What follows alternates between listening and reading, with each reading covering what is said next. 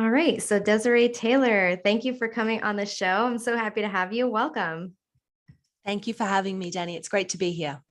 Yeah. So, you are, as people can hear, from Australia, right? I am, yes. Yeah.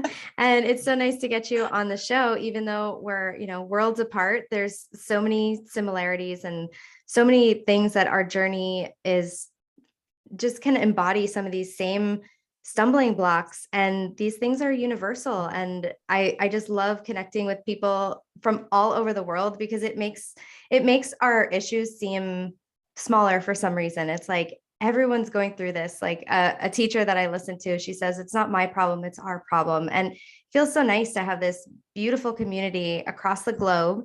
And yeah, I would be honored if you would share your story with us. I know you struggled with chronic fatigue, and I would love if you could dive into that a little for us, because I know so many people relate to our stories and they're so, so powerful. Where do I start? But yeah, you're right. There is, I think you hit the nail on the head. These problems are universal. And when I was going through it, the one thing that I remembered is I don't know anyone else, or because I was just starting my journey, I thought, oh, I was all alone, or how could this happen to me? And what did it mean? But the more that I started to uncover, I was like, holy crap, this is something that's actually really common. And, there's people in the UK, in the US, and I'm sure many, many other different countries with these same problems. So for me, like yourself, I guess it started back when I was young. My childhood, I was always classified as a sickly kid. So what that would mean is from day dot, my mum said I was in the emergency rooms. I would have, allergies. I would turn blue, black, not be able to breathe after certain things. I always had colds and coughs and flu and, a whole bunch of different problems. And that extended to when I was young. So, 10 to 12 throughout, we call it primary school here. So our little school is primary school. So throughout primary school, again, I would have, asthma, allergies, colds and flus, stomach upsets. I just thought that was me. And then I got my period. And the first time I got my period, I passed out, cold on the floor, boom, gone. Oh my So we goodness. went to the doctor. And the doctor said, and because at that time too, I started to get really bad acne. So it was maybe a couple of times from getting my period, and then the acne started, like really bad cystic acne.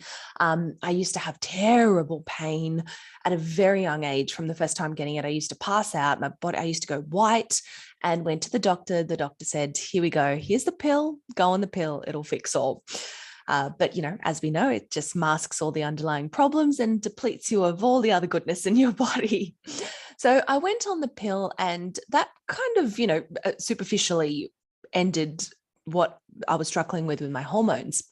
But from young, I was an elite level athlete playing hockey at the highest levels. And I thought I was healthy because I was training and doing all these amazing things, but I was eating anything that I wanted. So a very high carbohydrate based diet, because that's what athletes kind of knew back then to eat. Fueling myself on sugar and all sorts of different things. And, even with sport, you do well, you win, you get the Macca's Award, which is so funny in sport. Yeah, have some McDonald's. And I struggled through that. And then I developed with hockey. The reason why I had to drop out of the Australian squad was that I actually developed compartment pressure syndrome in my legs, which is where the blood rushes down to my legs. The easiest way to describe it is it basically is like the blood rushes down to my legs. It feels like this massive pressure, as if my calves are going to explode. And if someone had given me a knife, after playing, I literally used to come off the field and just want to kind of, slip my calves open to create that breathing room and pressure. So it was insane pain. And I tried everything then. And for me, there was nothing more that I could do. I mean, in hindsight now, I wish I had known what I know back then, because I can guarantee you that problem wouldn't even exist.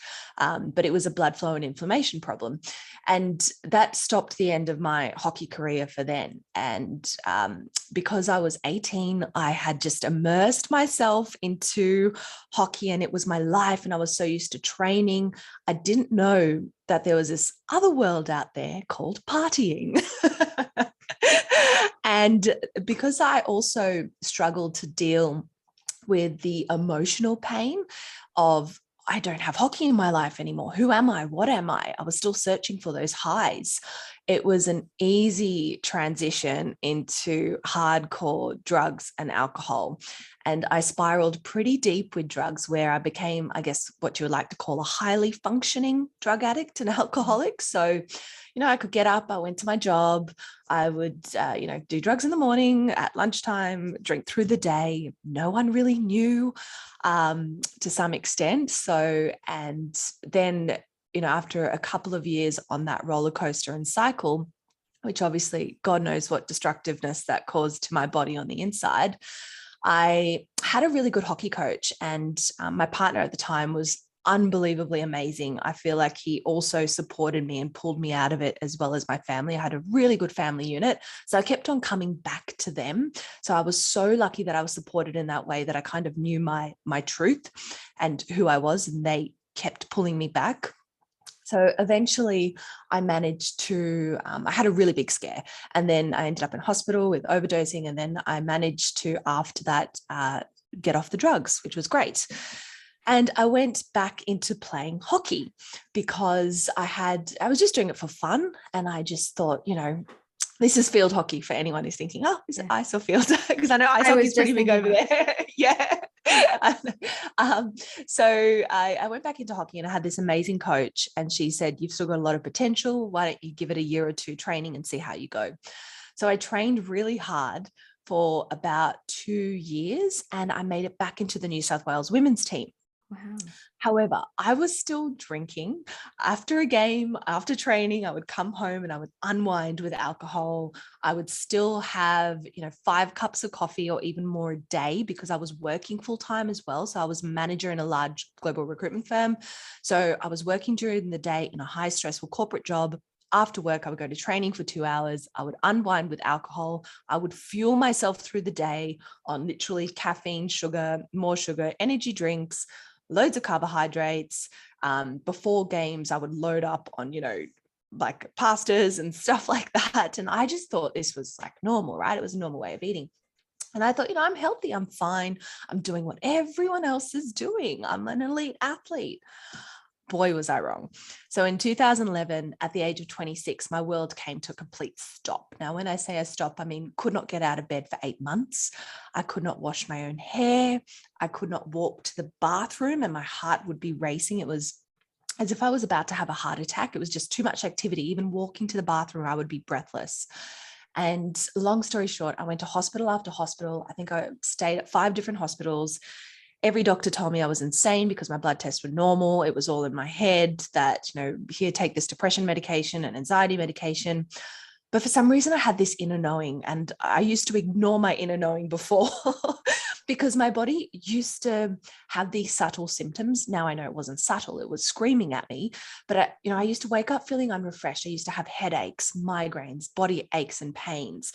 I was training every day, but I still had this excess belly fat, and my acne was terrible. I used to have allergies and colds and flus, and I just associated that with the rest of my life. I used to have irritable bowels, all these different problems that my body was trying to communicate to me, but I just used to take the quickest fix and carry on. I didn't have time to be sick, Danny.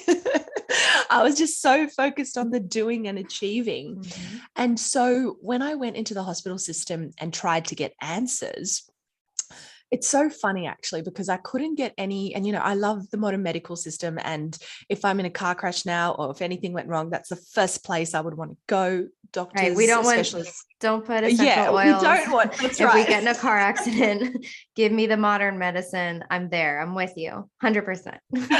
Absolutely. So I'm super grateful.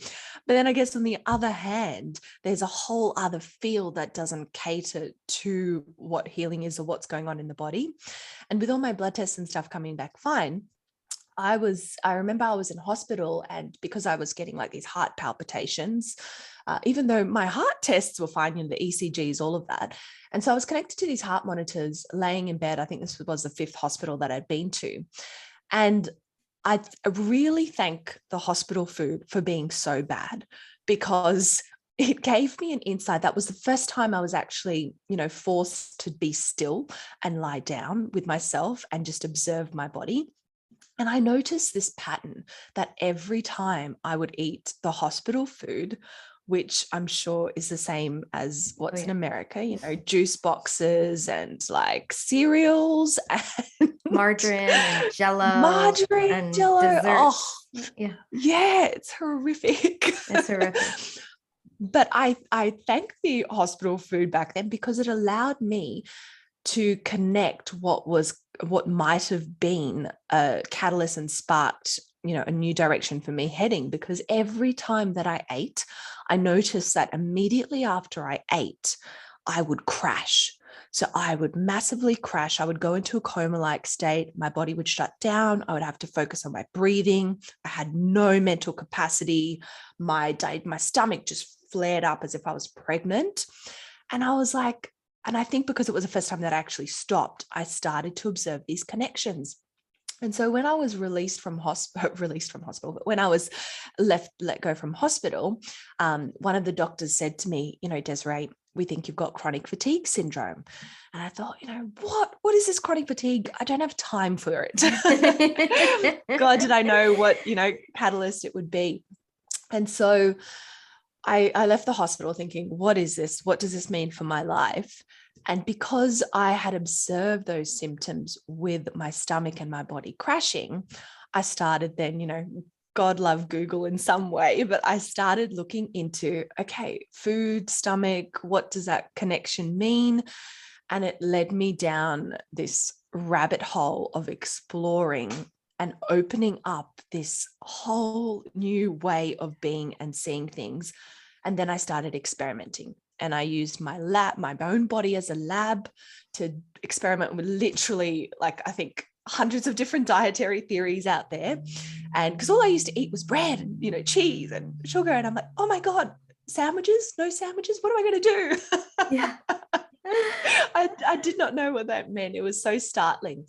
And then, so I worked really hard on my diet to start changing that, to figure out what worked for me. And then on the flip side, I had, everything was kind of stripped away from me at that moment. I lost my job, stopped playing hockey. I had to move humbly back home with my parents. I dug into all my savings and lost all the money, that I had due to medical bills and expenses. And so I was left thinking, okay, who am I? What am I? What is the meaning of life?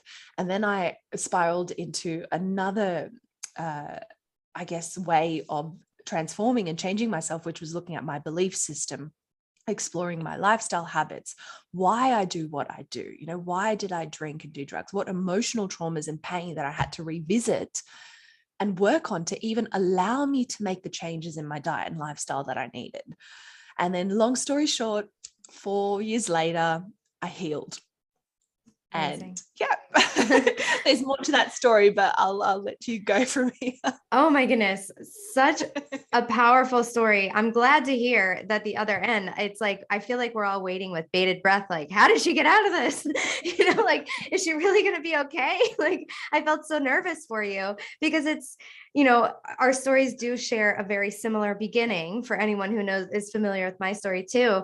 But, you definitely, you took the cake in terms of, not being able to move for eight months, you said, and not be able to get out of bed, and how severe things got. And, I always say that my sensitive body, it's like a blessing and a curse because I react to everything, but that's keeping me in check. It's keeping me, on track and keeping me accountable for things. And when we're able to get away with stuff as humans, I feel that we tend to try to get away with what we can. Like, that's just, we're always pushing that boundary. Well, I'll smoke the cigarette. It's not affecting me now, and so it takes some radical acts of being able to look at yourself and sometimes those rock bottom moments. And, for me, it was having been in a doctor's office for like something like the 14th time in a year, going broke on copays and sticking myself with 5 allergy shots in it every other day, being like, what is happening? Like I just had to take that hard look. And for other people, it takes different experiences to get to that place where it's like something has to change. And by something, I mean most things, right? So we get to that place where it's like most of the things in your life had to change. And I feel like a lot of people are in a place similar to you, or they're struggling with a lot of different health issues.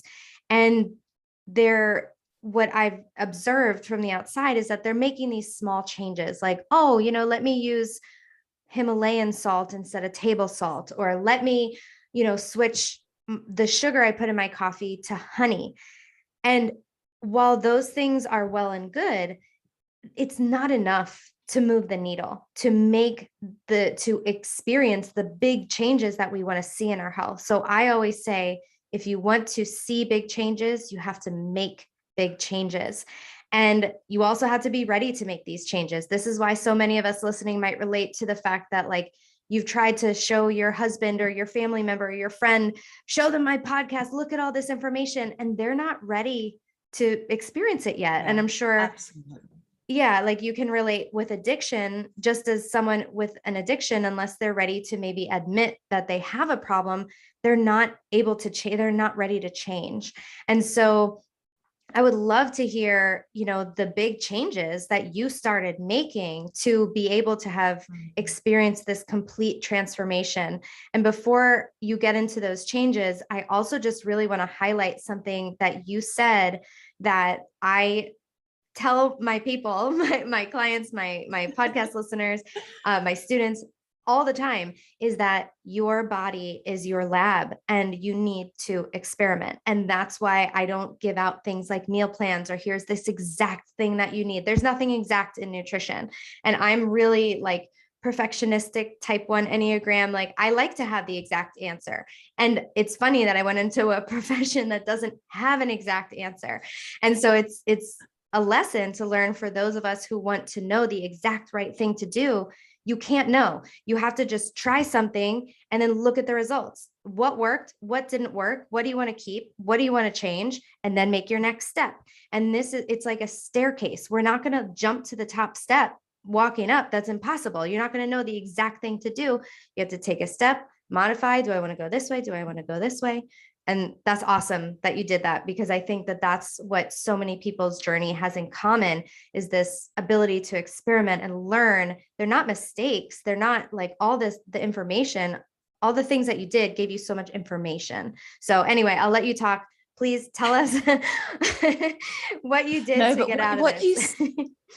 We are definitely on the same wavelength, and I absolutely agree with everything that you said 100%. I literally just had this conversation with one of my coaching clients, because the first place that I start with them is, what is your why? Why are you here? And it can't just be this goal, like I want to lose weight, because that's not big enough. That's not going to work. Yep. When you've got, the fridge staring in front of you, or when you've got more stress in your life and shit hits the fan, it's not going to be enough to make those changes that you need. And it's about exploring, okay, what are your priorities? If health is number 4 and your work is first, your social life is second, you're not going to be able to make the changes that you need to overcome what it is that you want to overcome. I love that. What's the phrase that you just said? Big changes. If you want to see big changes, you have to make big changes. Make big changes. Yes. That is unbelievably true. Mhm. And I see it all the time now. People, you genuinely have good intentions, or Mhm. people genuinely have good intentions. Like, I wanted to stop drinking every day. Mhm. I had this intention where, yes, Monday, and this is so common, Oh Monday, yeah. I'm going to start eating healthy, or I'm going to stop drinking. And then Monday would roll around and I hadn't really given much thought as to how I was going to do that, or what it meant, or what my emotional attachment was to the food or the alcohol. And then I would drink and it would be all over. And I said, oh, I'll start next week. And so I think what worked for me, yes, absolutely using your body to experiment with things. And I resonate so deeply with, we are all so vastly different bodies, different genetic makeup, different lifestyles too. So all of us have different situations, whether you're a busy mum, whether you're a career woman, or whether, you do nothing and you stay at home, whatever it may be, there's different, I guess, ways of being and transforming into a better version of yourself. But the first step is definitely getting real with yourself. And, as I mentioned, I was sitting there at that moment thinking, who am I? What am I? What does this mean for me? Because I used to attach myself to these labels. And I think the biggest part of my change and transformation came from questioning my belief system, really shattering it, looking and opening my mind to exploring things in a different perspective. So I had to really question everything that I thought was true. The medical system, the quick pharmaceutical fixes that I was so used to. I had to question my dietary methods. And I mean, here in Australia, we grow up, which I know is very similar to you guys, grew up learning about a food pyramid. And, at the bulk of that food pyramid is carbohydrates, breads, pasta, sugars, all these things, right? And at the very top, somewhere on there is good quality meat and protein, Yeah. if anywhere. It's Mhm. disastrous. So I had to question that, because what I was experiencing by eating a cleaner diet that was contradictory to what I had been taught had been producing better results. So it was like, oh my gosh, everything that I had known was different. I had to look at a lot of emotional traumas and emotions that were really dictating my behaviors. And so that I found was also a game changer, and is often a place that I find when I work with my clients, what can be really a good foundation, because, we all know what to do at some level, but it's why we don't do what we do. And with, women in particular, there is a massive emotional attachment to food, and even society trains us like that from young. Totally. You fall over, have a lolly, Mhm. don't cry, you go to the doctor's office. Everyone I see here in Australia, everyone getting their vaccines, and they get like a lollipop or a juice box afterwards. But that's, the programming. So we are trained subconsciously to associate dealing with our emotions with food, and then it can transform later into worse addictions when you grow up, like gambling or alcohol or drugs or whatever, shopping even. So for me, really looking at my emotional connection to food, why, when I stopped having certain things that I knew were destructive for my body, because I then started observing and really listening to my body. Listening to your body is absolutely key. And I kept a food diary.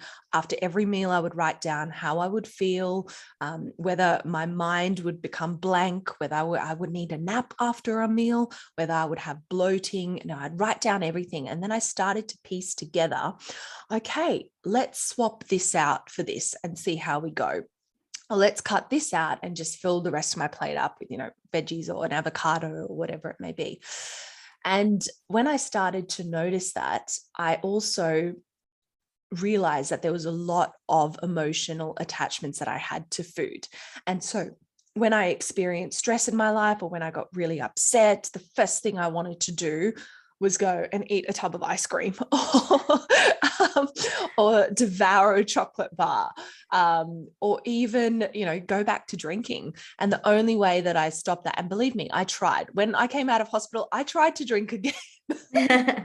Stupid, I know, but I hadn't examined those beliefs and those emotions that were driving. I hadn't looked at those, core components that were driving that behavior. I hadn't worked on myself.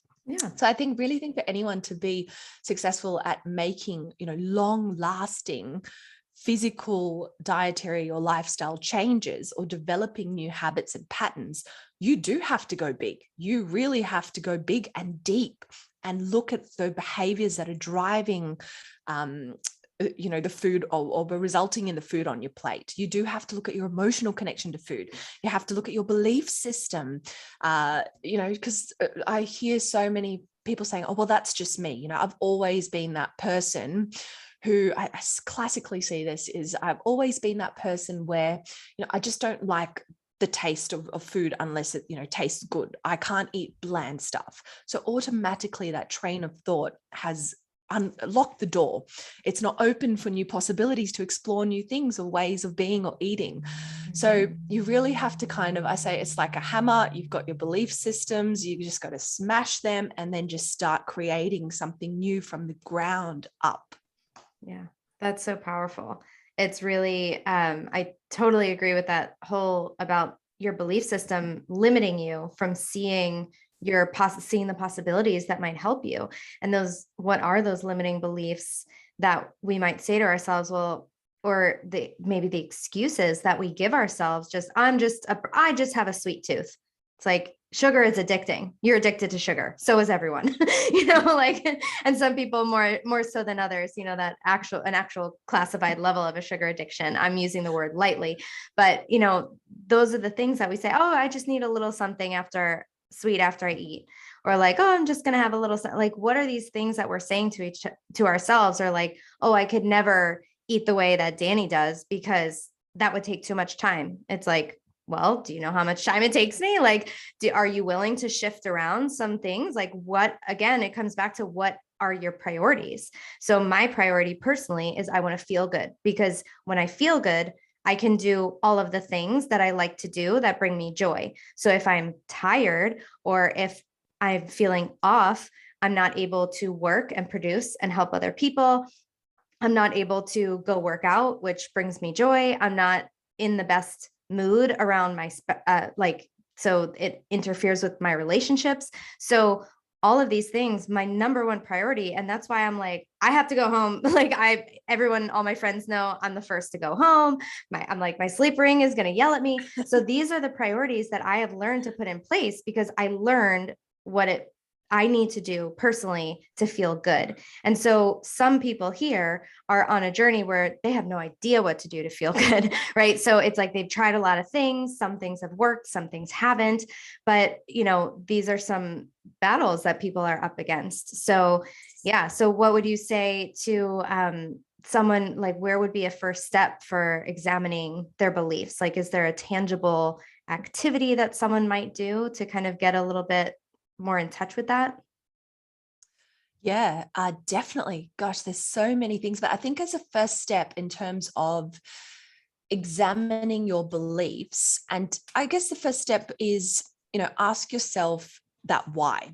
For me, you can't get past that, because once you know why you want to make the changes, once you know why you're doing something, and dig deep in terms of, what, I want to gain more energy because it's costing me, my relationship. I'm constantly tired and snapping at my partner.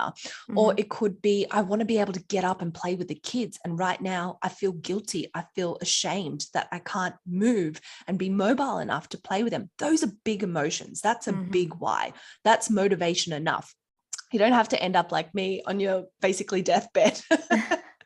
That's why I work with people, and I'm sure you do too. Don't leave it too late. Yeah. But you've really got to, first step is write down your why and then plaster it somewhere. Carry it in a book. So every morning you wake up and you are seeing it and you know why you're doing what you're doing. So you have motivation, you have purpose.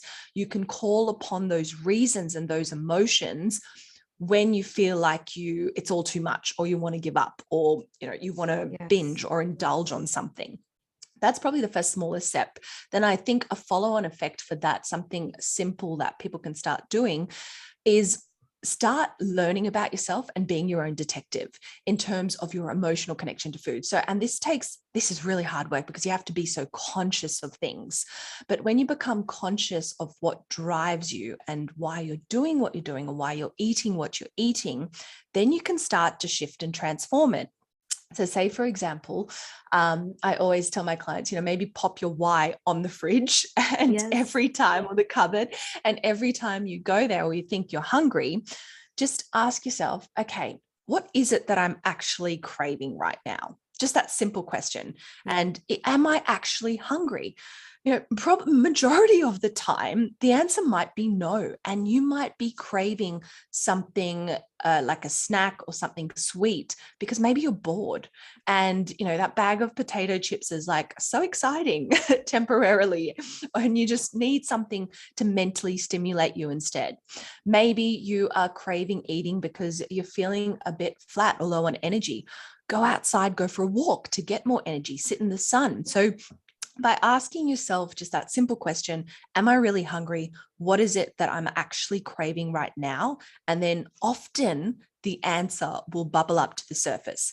Once you know what behavior is driving you to crave or to eat that particular food, then you can ask yourself, okay, what can I do that is more productive, or what can I swap in that is a healthier habit? And it might mean you need to go and show yourself a little bit of love and just take some time out, go and read a book, dance in your living room, call a friend, go for a bath or a massage. It could be as, having to leave the house and do something else, but you can start to swap things in. So you break that emotional pattern where you emotionally eat, and that is what is driving your behavior, and you swap it in with healthier habits that actually show yourself and your body more love. Right. I love that. I love that so much. I have some of my clients, if they're struggling with that emotional eating component, like so many of us do, even if it's a degree, it's not like I'm an emotional eater or not. Like there's shades of gray in there, and all of us could be prone to that. If there's something really stressful, like you said, you're heading straight for the ice cream. Like I'm sure so many people are like, it's either the ice cream or the wine, like there's one of those. So I love the idea of just training yourself to get in that habit of looking at your thoughts. And I got this tip from someone who's a behavior change specialist, and they said to write down how you feel every time you go to eat something. Just jot it down. Like, how do you feel? What are you feeling right now? So you can start to connect. Like, if you're writing down, like you're feeling bored all the time, every time you go to eat, it's like, well, now I know that that's my pattern. So it's about, like you said, being your own detective, picking up these patterns and increasing awareness of your thoughts. So I love, mindfulness meditation, but we need to be doing that on a regular basis when it comes to our eating habits. And, that can be such a huge, powerful behavior change catalyst, because a lot of people tell me they know what to do, but they can't carry it out. And so sometimes just putting it on paper and or even writing down what you eat, people are like, oh, I don't want to eat it because I don't want to write it down. So these are all things that we can do to kind of override our symptoms. It's like, put it on paper and see. We underestimate how much we eat if we think we eat too much, or some people might overestimate if they think they're eating so much that they're gaining weight. So putting it down on paper and looking at it, that's the actuality of what it is. And so that's a really, really great 2 steps that you gave us. So thank you so much. So what I wanted to ask you now is, I know that a lot of people, I'm thinking of one client specifically who I've been working with since January, and she's a little disheartened because she's having a low in her journey where it's like a hurdle, a stumbling block, where things are going pretty well and then something is off. And so I was trying to tell her that healing is not linear. And, we all know this, but sometimes it's helpful to hear other people's experiences where, something happens where you think you're going great. Like, I healed my allergies, my asthma, I did paleo, I was on top of the world. And then all of a sudden I started gaining weight and losing my period and having acne and PCOS. I'm like, what the heck? I was just fine. And I'm like, how is this happening? I'm breaking, something's wrong. And so we have these experiences. And I wanted to ask you if you had an experience like this in your journey. So, you said you healed, it was 4 years, but I'm sure that journey wasn't linear. So is there something that you could share with our listeners that might kind of shed a little light on this non-linear healing journey? Oh, yeah. So 4 years, and I got to the stage where I was really thriving. I was feeling the best that I had ever felt. And I was like, holy crap, this is insane. And so I'm like, I've got to get this out to the world. And I went away and studied and became a holistic health and wellness coach. And I, continuously studied after that, different modalities and ways of being and meditation and teaching and a whole bunch of different things. And I was like, okay, this is what I want to do. So I started up my own business and I started working with clients and doing talks and workshops and just really promoting it. And I was great, thriving. And I got to the stage where me and my partner wanted to have a baby. And so I, had worked so much on myself and I'm like, yes, my body's amazing. I can do all these great things. And I fell pregnant. But as most new parents know, with that, it's literally like this little force comes through you, sucks out all the goodness and takes it with them. And I decided that I wanted to breastfeed after that as well. So I was breastfeeding for 2 years. So again, my body was slowly becoming somewhat depleted.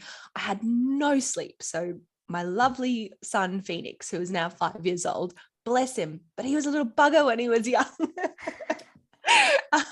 Which I'm sure, quite common. So no sleep.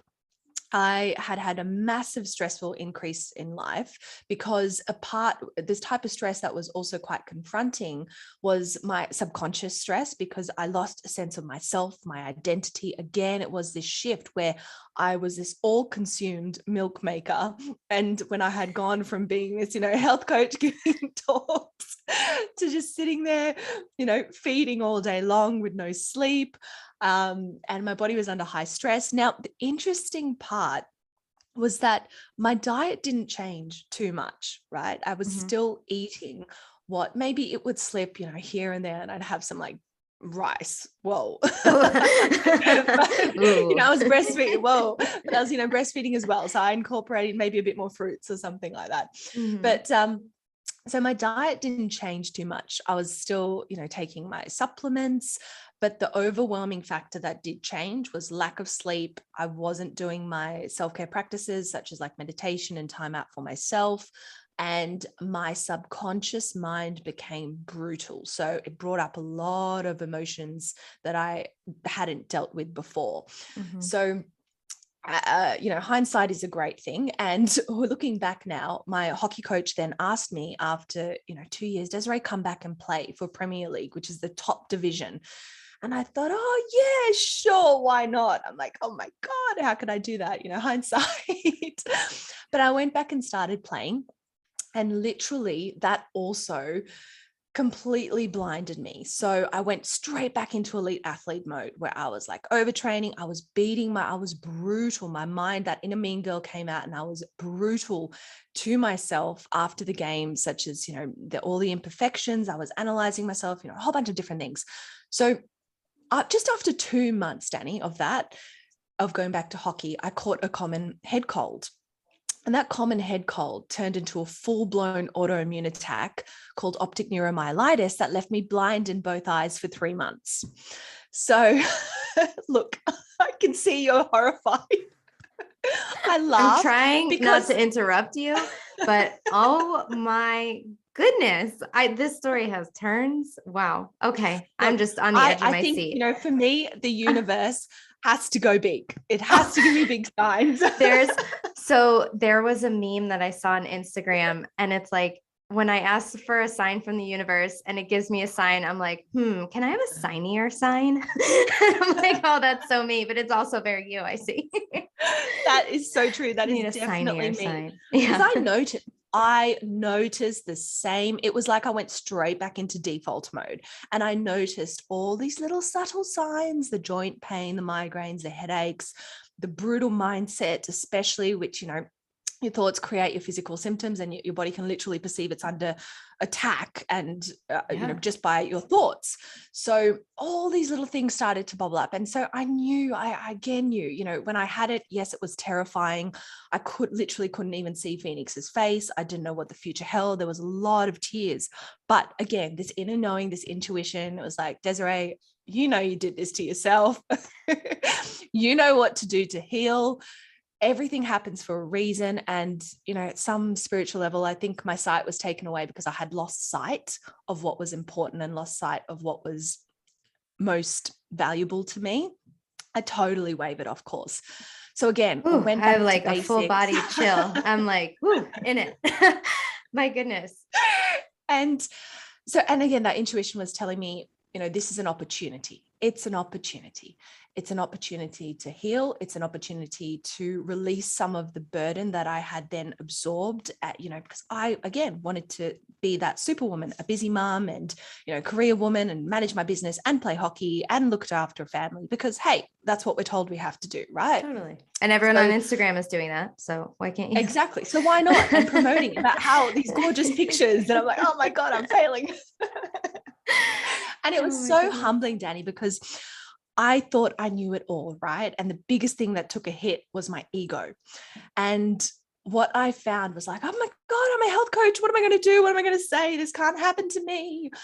But there is so many gifts and beauty in being vulnerable again and literally being smacked down on your ass again, because it helped me develop a lot more compassion and empathy and a whole new way of being and evolving that I can now be with my clients.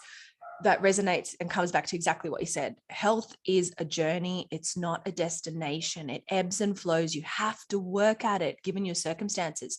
And for me, the food, the supplements, those things didn't change. My exercise, I was exercising too much, but it was simply from the extra stress, the lack of sleep. And like yourself, what you mentioned at the start, I do have this narrow line to walk on. And it was a reminder that I can't veer too left or right. I do have to continuously keep myself in check to move forward. Long story short, I had this beautiful neurologist, and I did lots of tests to rule out MS and a whole bunch of different things. And she was like, Desiree, we want to put you on autoimmune medication. And I had so many conversations with her. She was so lovely though, and so open-minded. I think she was just really fearful I was going to permanently go blind. But after a couple of months, I noticed my eyesight starting to come back because I stripped my diet back even further. I did fasting. I loaded up on the broths. I did a whole bunch of gut healing again. I started, coffee enemas, which some people say gross, but whatever. I've done them. Yeah. So I dove so good into for this detox. Yeah. Absolutely. That is my secret health hack. And so I just explored a whole new level of healing again. And I said to her, I just can't. I know I can see my body healing. I'd been through this process before. I know the body can heal itself. You just have to give it the right environment to do so. My environment was shithouse because I let it get shithouse again. So let me just have time. And, surely again, but slowly my eyesight came back. I've now had perfect eyesight for the last 3 years. No reoccurrence of symptoms. Doesn't mean to say that things won't pop up later on. Maybe there will be more emotional stress or whatever it may be that I need to deal with, or maybe some more traumas that will bubble up into physical symptoms. Maybe I'll let my diet slip. I don't know, because life works in those ways and there's more learning, I think, to be found. So what I would say is that firstly, to people, to your lovely viewers listening, don't go big like I do. Listen to the subtle signs, but every stumble, every hurdle, every setback is an opportunity to learn. And it's literally like, okay, what do I need to learn from this? What can I then see as an opportunity to, use that learning or use that teaching, put it in place in my life. And then who knows, my health will go to the next level, or it may open up new possibilities and ways for me to see things. So don't be disheartened. Every challenge, every learning curve, every stumbling block is, a blessing in disguise, even though it's shit house when you're in it. But when you come out of it, almost guaranteed you would have learned something and be able to evolve to either a higher level of consciousness or a better way of embodying well-being. Wow. I'm speechless. That's great. That was beautifully said. I'm just so blown away with your whole journey. And I love the trusting that you have in knowing that knowing that you developed something that you, in your heart of hearts, and correct me if I'm wrong, but just you knew it wasn't permanent. You said, I did this to myself, I can get myself out of it. And that's how I felt when I was diagnosed with PCOS. I was like, I wasn't always this way. So there's just no way that I can't get out of this, and that is the reality with chronic diseases in our society. Chronic diseases are diseases of diet and lifestyle. So like you said, and I like that you highlighted this, that your diet didn't really change. And so it really, really brings out the fact that there is so much more to health than just what's on the end of our fork. I say this constantly. And so I didn't hire her, guys. I'm not paying her to be here. It's nice to hear other people, again, from the other side of the world saying the same things, because it's very validating to the message that we're trying to share. And this is just a message, not because, oh, I'm so smart and I'm saying this. No, this is the wisdom that we have learned because we were in dark places and needed to dig ourselves out. And these are the lessons, the human lessons. These are how every religion has like these same foundations and it's teaching the same messages. It's the same thing with it's a weird analogy, but like, it's the same thing with our health journey. Like there are these truths and these little nuggets of things that you learn along the way that, a stumbling block is an opportunity for learning, and it's devastating sometimes. And we're not going to minimize. I mean, you couldn't see your son. I mean, it doesn't really get much harder than that. Like, were you able to cook for yourself? I'm just like flabbergasted. I always laugh about it because my partner, Ben, he's so funny. It was like the first time that I think he got away with a lot because he had to do all the cooking and stuff. And I remember going outside, kind of feeling my way around and then looking at the kitchen bench. And I'm like, are those crumbs on the bench? Like, what am I feeling? And he's like, it's nothing. So I just he had a 3-month I vacation. laugh about that. I honestly couldn't do anything, but it's so funny, right, Danny? It's I think after you've gone through something, life-changing challenges, you develop such a resilience to things and your mind becomes a hell of a lot stronger to be able to bounce back from certain things. And I remember asking him, it got to a point where I'm like, okay, maybe this is my new norm. Maybe I have to humbly, think that I don't know everything. There's so much more for me to learn. Maybe this is what my life is meant to be. And then I kind of think, oh, well, it's not too bad. I'm still alive. I can function. And then I'm like, Ben, pop some TEDx talks of people who went blind so I can listen to them.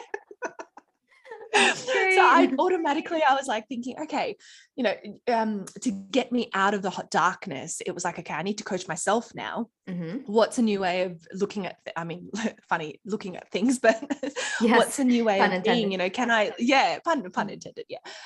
Can I get myself out of this? Can I live like this? Again, asking all these questions, exploring my beliefs, I've got to find, maybe this is my new norm. How am I going to adapt? So yeah, it was interesting, but I couldn't do anything to answer your question for a very long time, but it was what my body needed. It was absolutely what my body needed after, those 2 to 3 years with Phoenix and that whole transition. Yeah. Because sleep is a killer, even just last night, I can see I'm a little bit puffier in the face because Phoenix daylight saving here. So that's kind of thrown. He decided for 2 hours in the middle of the night, he'd get up and have a party. So, oh my goodness. So for me, especially with the chronic fatigue, so sleep is a non-negotiable for me. And it is one thing that's actually hard because I have a creative and active mind at night. So I've had to do the things that I don't want to do, that I have resistance to, such as go to bed early, stop all the blue light, implement a meditation practice. If any thoughts come to my head, get my journal out, write it down. I have to be really vigilant with these things. Yeah. But yeah, it is an evolving process. Yes. It really is. And sometimes it's like my wife and I talk about this where we can be so into our self-care and we have our diet dialed in and we're going to the gym, and then something stressful happens. And what happens? We fall off of everything. And it's like in those moments of stress, and I've posted about this on my stories, I've done a poll because I'm like, am I the only one who falls off all the self-care when the shit actually hits the fan and when you actually need it the most? Yeah. Yeah. And so this is another universal, like wonderful way of being of humans. Like this is, we try to get away with everything that we can. We forget to take care of ourselves when we need it the most, where humans are really, we're winning here. Yeah. But this can be really hard. And that's why having these routines in place, or having someone, a partner who you're with, who can be a mirror, like, hey, I noticed that, it seems like you're really stressed out lately. Like, do you want to do a meditation with me? Like that, literally verbatim what my wife has said to me on times, because she can see that that's awesome. Yeah, that I don't stop. I have that tendency to just keep going until I have to stop. And it's a dangerous cycle to be in. So we need to keep ourselves in check. And so I admire that you're doing all those things for yourself, but also understand that there's a need for you to be consistent with that, or else there's repercussions. And, some other people maybe wouldn't feel it, but, for you, you're more sensitive now because your body, has been through it a little bit. And so you need to be more delicate. You need to baby it, right? Absolutely. Absolutely. Yeah. Bang on. Even my partner, I've just launched a membership site. And again, it was like, oh, I've got so many ideas. I've got to get this done. I want it to be, you resonate. Resonating over here a lot. And he's like, Desiree, you need to stop, put everything down, go to bed. And then I'm like, no, I'm fine. It's like that thing. And I know, I'm we're oh, like the no, 5-year-old who doesn't want to go to bed. Yeah, the little 5-year-old no. tantrum. Yeah. She's like, it's 8 o'clock. Can you stop working now? I'm like, I don't want to. I'm like, I have to. You're right. Fine. I'm closing the computer. That's exactly how the conversation goes. Yeah. And I do have a random question for you. Do you know what your Enneagram number is? I don't know. Okay. So you're not supposed to type people, but based on what you're telling me, I feel like you might potentially be a 4. So something to look into. I need to have an Enneagram expert on the podcast because I'm obsessed with the Enneagram and using it as a tool to help me. So I'm a 1, and we're called the reformers or the improvers. And so we always want to make everything better. We have an inner critic. Usually we see things as like black or white. And, but our main fear is a fear of being imperfect or judged as bad. And so we try to be so good so as to be beyond reproach. And I'm like, oh gosh, I resonate with that. And so you really look for the Enneagram, you look at the core fears and desires of a person, because the behaviors can look different. So one of the things you were saying was you're like identifying who you are, and you didn't know who you were, you attached these labels to it. And the Enneagram 4 is about being understood, being unique, having like, I don't know, there's so much that goes into it, but also very feeling based. And you might be a 4-wing 3 because you have this drive to succeed, and the 3 is the achiever. So I'm not trying to type you. I just want you to look into it. No, I love that. But see, I love these tools because it's an opportunity to learn more about yourself and your behaviors and your drivers. And once you know that, once you know what drives you and what, how you react in certain situations, like, my little tantrum when my partner tells me to stop. Yeah. Then it becomes easier. It becomes conscious, right? You're conscious of it. And when you're conscious of things and your behaviors and your patterns, you understand yourself, then you can start to work on it and make those changes. Or even just by being more aware of things, automatically it creates this flow-on effect where you're like, oh, okay, I know why I'm doing that. I'm doing it again. Let me check myself. So, I love that. I'm going to explore down that avenue. Yeah. Thanks for that. Yeah, absolutely. The best place to go is enneagraminstitute.com. And then you can read all the types. I don't recommend taking a quiz. And this goes for everyone, not just Desiree. And I love, because we were talking so much about becoming more aware of your own behaviors, learning yourself, being your own investigator. And the Enneagram is just one of many tools to do that. And I found that it's also helpful to understand how you think and what drives you, because and also it's really helpful to learn how other people think, because then you can realize like, oh, not everyone thinks like this, because it makes you realize that your thoughts are not truth. They're just thoughts. They're just how you perceive the world, because they feel so true. They feel like absolute fact and they're not. So, sometimes they are, but mostly they're not. And so it's really helpful, and also for interacting with others. And I just find it to be helpful for all pieces of a journey. So if it benefits you or anyone else, that would be awesome. So. Yeah, absolutely. And you hit the nail on the head. Your thoughts are not true. And sometimes you can call literally BS on them. And I use this method with my clients. It's from a lady originally called Byron Katie, and it's called the Byron Katie method. Yeah, so you're familiar with it. So it's literally calling your thoughts out. So many times you can have these this inner dialogue, and we've all got the same type of inner dialogue that we're aware of, like a commonality of thoughts, such as, I'm not good enough, and I'm not pretty enough, and, oh, this is going to happen in the future, and I'm definitely going to be perceived as this. But when you actually like literally say out loud, stop, if you're going down a rabbit hole of future anxious thoughts, and you say stop out loud, you ask yourself, well, is what I'm thinking 100% true? 100% of the time it'll be no, because it's often a projection of something that's happened in the future. If it's something about yourself, I can guarantee you that maybe someone else thinks a different way about you. So it's just calling out that what you're thinking is not true. Once you shed light that, hey, that's not true, then you can start to reshape or think of something that is a little bit more self-serving. And it doesn't mean it has to be all, rainbows and unicorns, like I am the best person in the world. Yeah, or like, I love myself. Yeah. I love my stomach and my thighs. It doesn't need to be that.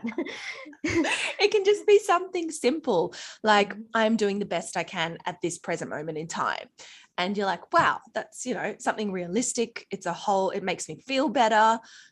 Whereas the other thought was not self-serving, and it can just be such a game changer. So yeah, absolutely. I resonate with what you said. That. Yeah, I love that. And I think that it's easy to overlook these mindset things because it takes practice, and, just hearing it once on this podcast is not enough. And so listening to other people talk about these things, and, diving into books. And I know Tara Brach is one of my, I listen to her podcast and her teachings, and she talks about Byron Katie. So that's how I've heard her name or their name. And, it's a practice, like, meditation is a practice, and learning yourself. This is all part of this beautiful journey that once you get in the car for this journey to better health, you don't get out. Like, there's no destination. We're always on the road. And so it's about enjoying the trip, enjoying the journey. And like, I think it's so fun to learn about myself, because obviously that I'm the reformer. So I want to learn about myself so I can improve myself, but also so I can relate better to other people. I don't want to be this like know-it-all. Like, so I look at the older past versions of myself, and I was like, gosh, I was such a know-it-all type. Like, I know the answer. And I cringe at my past self, but that's an unhealthy one who is seeking validation in the wrong ways. And so, it can go so deep into it. And I don't want to take up more of your time. We're at an hour. We're at the hour mark. So thank you so much. I know, right? So thank you so much for sharing your journey. It is incredible that you have healed so much, and that I hope that your journey is inspiring for others to take control, make changes, be consistent, investigate yourself, learn what you're saying to yourself, be curious about what you're speaking in your mind, and be gentle with yourself, and be forgiving, and trust the process. So I think I'm kind of like summing up all these little nuggets of wisdom that you shared today. Is there anything else that you'd like to leave with our listeners with today? Trust the process, you said, and that is my mantra. And part of, I think, any transformation is even starting with step one is accepting where you're at, accepting, because there can be a lot of resistance, like, why is this happening to me? Why am I here? I don't deserve this. Just accept that this is where you're at, accept that this is reality and it's something that you have to deal with. Accept your circumstances, Because once you accept, then you can start to look at things, and a bit of a weight and resistance is taken off. The stress is taken off. You can be where you are at that moment, and it can be the start of healing. And then the next step is exactly what you said, Danny. Trust the process. Trust the process of life. Trust that this has happened for a reason, for you to learn something, for an opportunity to evolve from it. Trust that this challenge is showing up for you in this way, because it will ultimately be your gift. And you deserve to work at things. You deserve to feel good. We do not need to suffer through life. I just thought that suffering was normal, but you don't need to suffer. You deserve to shine your light bright. We all do. There's only one of us here on this planet. We are all unique in our own way. There's never going to be another replicated form of us. I don't think so. Who knows?